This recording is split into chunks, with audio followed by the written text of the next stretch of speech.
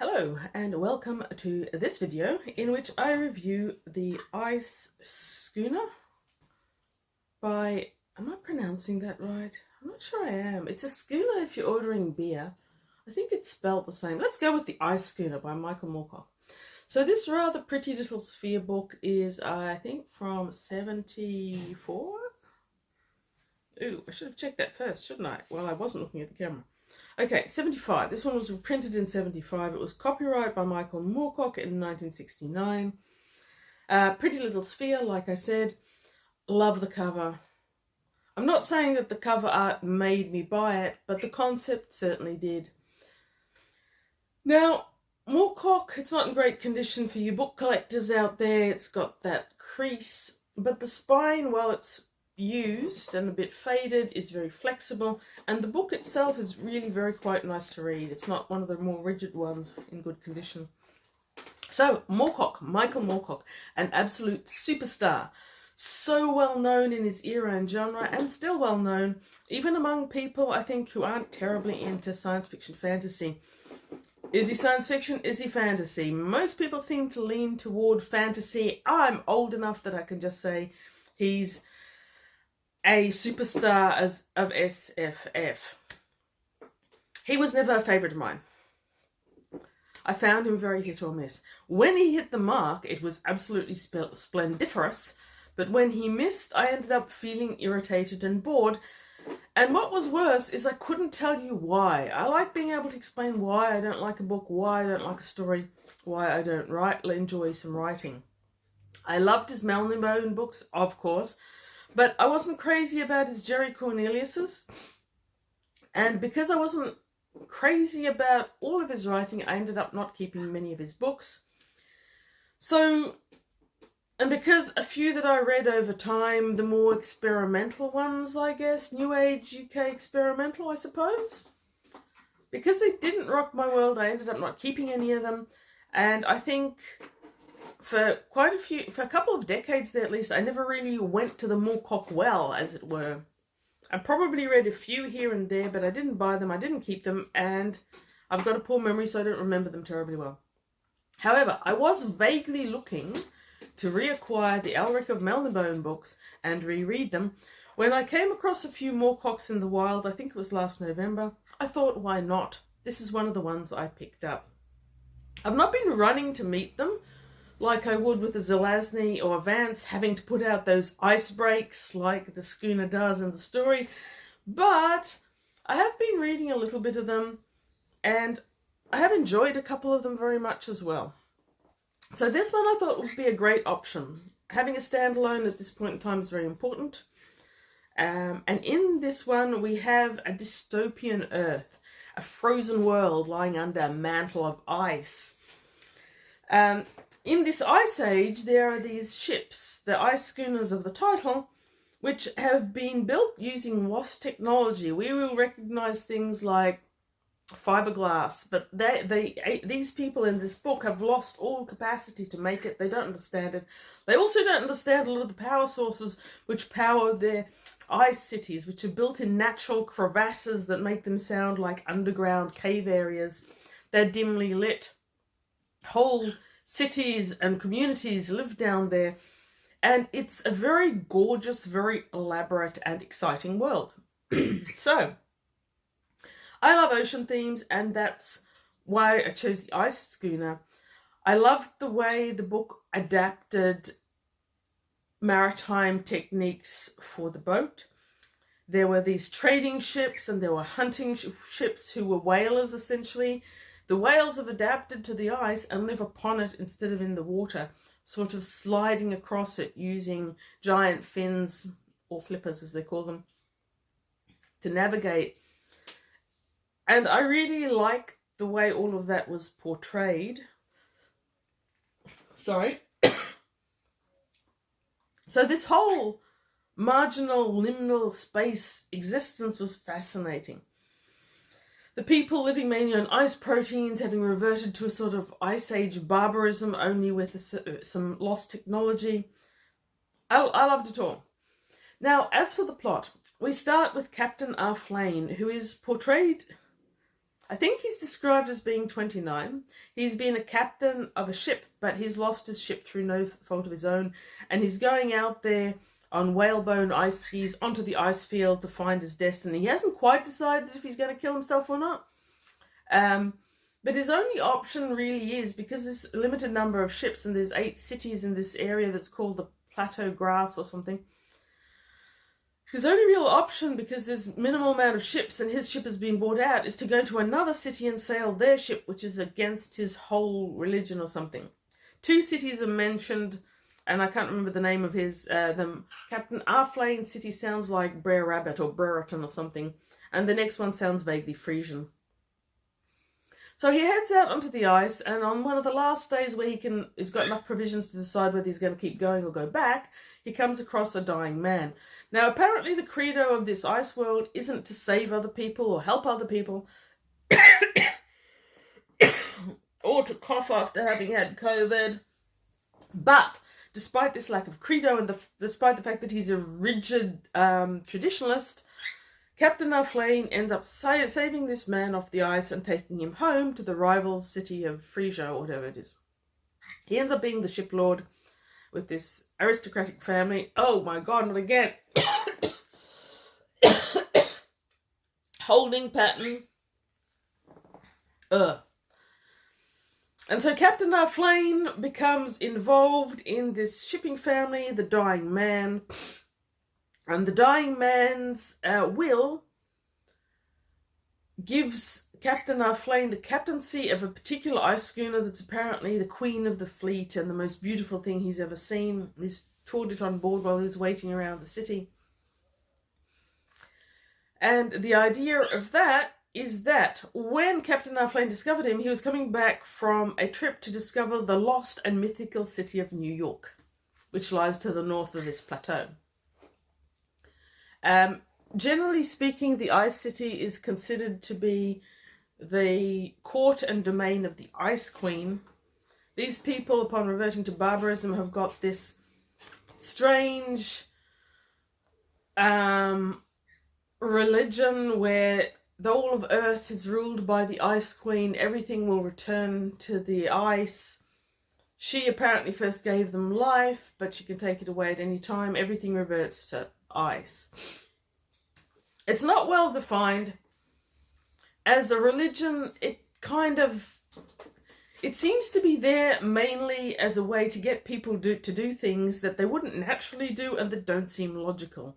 So if you want your main character to do something that is not smart and not consistent with any aspect of his character as you've portrayed it, you can go, oh, it's his religion. And that's how I felt about this Ice Queen religion, to be honest.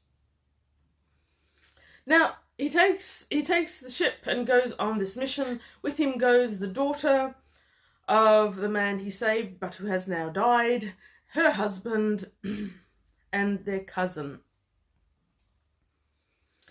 And you've got a lot of interpersonal dynamics and things happening there.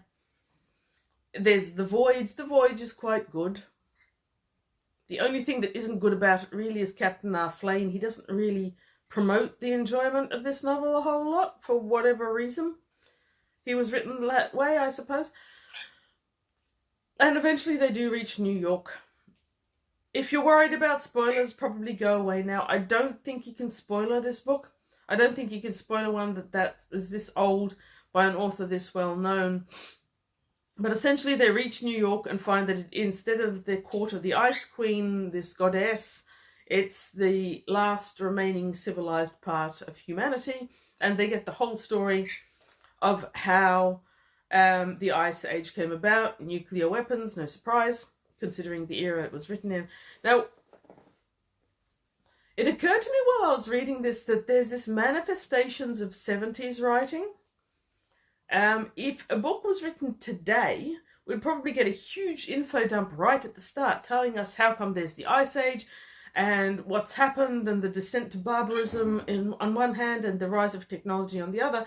And then your heroes would go off to have their adventure. This is now the 3rd or 4th 70s books, which I realise you've had the adventure and your info dump comes at the end to explain how it all happened. So the information that's given you is actually the culmination of the plot. And I don't mind it. I actually find it's more interesting to have all your guesses throughout the book confirmed at the end. It makes it a bit more of a mystery where you're discovering the plot and the world. Well, there's many things about this book that I loved. Moorcock's writing still isn't one of those things. It's inclined to a couple of things in general. So Moorcock's known for having an eternal champion in the same way that Heinlein is known for having this competent man.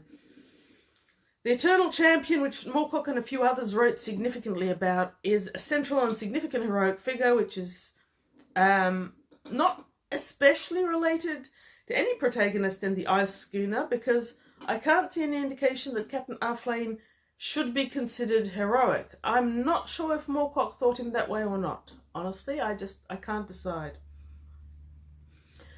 Captain Arflane does go around saving people he need not. He saves the guy on the ice, he saves his daughter later, I think his daughter, or his son-in-law. He saves a whole heap of people when he doesn't need to, and he's pretty gruff and uninvolved in these things, he just does them. So Captain Arflane is portrayed as someone without any real deeper emotional or mental life. He just does things and then he grunts when people say thank you. And that's the extent of character development that Arflane really gets.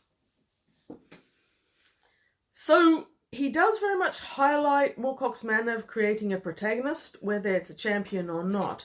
He's almost a prototype. He's that strong, silent. He is immensely competent, yet outside of work society, he's not really in it because he's lost his ship, so he's available for the adventure that this book is telling. He's rigidly traditionalist in this Ice Queen semi-religion thing in a way that is a tiny bit cringe to a modern reader, perhaps. His version of traditionalism also just seems to be there more as a bit of a Deus Ex Machina almost. I don't understand it. He's beloved by all his peers. Come on, bird. Say hello to your fans. No. He's beloved by all his peers until after he takes control of the ice ship, when he starts behaving erratically and moodily. I honestly don't know how they can tell he's moody. He has no character, but they seem to be able to. And he falls out of belovedness with his peers, basically because he's fallen in love with the daughter of the man he rescued, Ulrika, I think her name is. And love is a soft emotion, which we don't want, and it's really bad, so that makes him less than he was before, and I don't know, maybe women are evil. Adultery in this society is certainly evil. If they found out that they were adulterers, apparently they would take Ulrika out and leave her on the ice, even though no one likes her aristocratic husband who's an ass. Okay, whatever. So this, I think, is meant to set up Arflane as being conflicted about what he wants and what he's doing. I don't think it does a great job, but it does tell you what it's doing. You don't emotively connect with any of his emotions or any of what the story tells us is going on in his head, because in terms of a story and a world building, it's fantastic and it's show not tell, but in terms of any emotional life of any human in this book, it's tell not show. So you've got this balance, I guess. Anyway, Arflane is basically portrayed with no emotions at all. And on page 42, you could have knocked me down with a feather when the writing says there was a trace of humour in Arflane's expression. Because so far he had shown no human emotions at all, let alone humour. It was largely irrelevant to the Arflane I knew. So as the plot of Arflane becoming more and more involved with the family he's rescued progresses,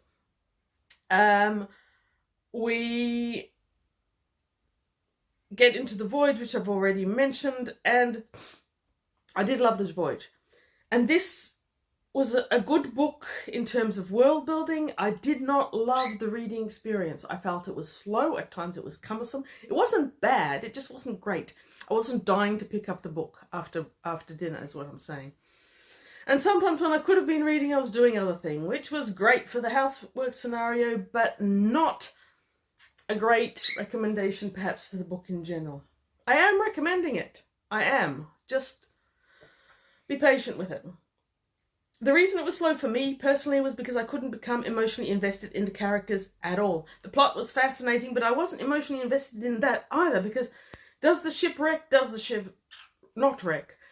Since I don't care what happens to any of the people on that ship, the fact that it's hit a ice crevasse, while very exciting and enjoyable to read about, are the barbarians going to take over the ship?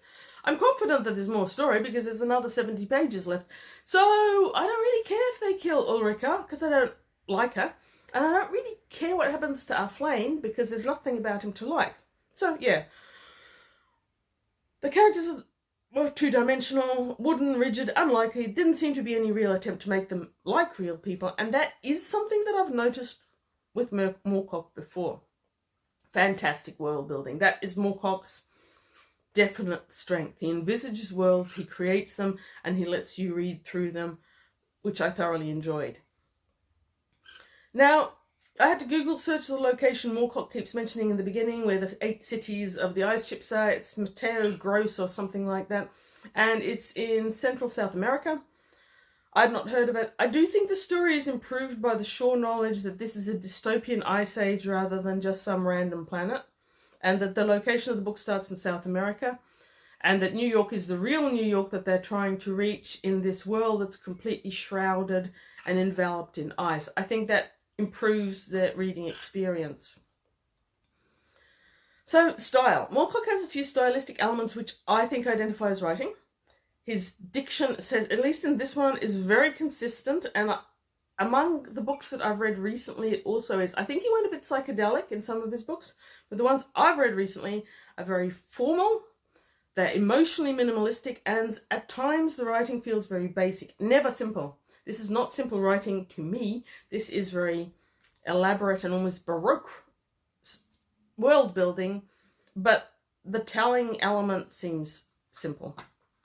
Okay, the author seems to be making some choices about the whole reading experience, which I don't necessarily understand, and I can't tell if some of the choices and the things I've been told are reflections on the characters in the story or on the author themselves, which was something that I was thinking about while I was reading. Now, as well as that whole info dump at the end, there's another thing I noticed when I was reading Bruno recently. Bruno was a UK author who I think wrote good books. He was a contemporary of Moorcock's, but apparently a lot of his science fiction contemporaries criticised in him the fact that he was too American in his writing. And I think that that's interesting because Moorcock seems to me to be quite American in his writing. I believe he used to split his time living in America and either the UK or Europe, maybe France. I know someone recently interviewed him in Paris. So Moorcock wasn't criticised for this, but Bruno was. That was interesting. This felt like a very American book to me, and even though I knew that Moorcock was a UK author, I had to go back and make sure, because in my own mind this felt American. Okay, now, disclaimer about this review. I was watching a really good video on BookTube called How to Analyze Stories, Understanding Tone, Style, Irony, Genre, and Audience while I was reading this book. It's made by A.P. Carnarvon, who I think is called The Critical Dragon online, and Philip Chase, who is another booktuber and also an author. Both of them are English professors, teachers, one of those things. And I think I've got a huge amount from their videos, which I thoroughly recommend to anyone who likes thinking analytically about the books they're reading, or anyone who's reviewing online or on Goodreads or wherever the books that they're reading. I think their videos series is great. It really helps you think about what you're reading, and it was invaluable to this book. I wanted to like more of it, and I was becoming frustrated, as I often do, by a book that I didn't quite like, but I couldn't tell why I didn't like it. It had everything that I should like. So this one helped me identify tone and the genre, and the previous video talked about the difference of viewpoint from the character that's being presented to you, the author that is presenting it, and the author today, because a past author from many years ago, which would be the Michael Moorcock who wrote this book, is obviously going to be a different person to the Michael Moorcock today. So great videos. I do recommend them. I will try and remember to link them. And thank you, Philip Chase, and thank you, AP, for those videos. I do believe that I enjoyed this book a lot more being able to perceive the things about it that I didn't love, and that gave me more patience with the things that I did love. If you like classic SFF, I do thoroughly recommend it. If you generally love Moorcock's style, I think this is a bit of an unusual standalone for him. I would recommend it to you. Bit of an unusual one for me. I'd never seen it before. Great book. I think I've run out of things to say about it. So thank you for watching. Have a great day. And read good books. And whatever book, remember, that you enjoy is, as far as I'm concerned, a good book.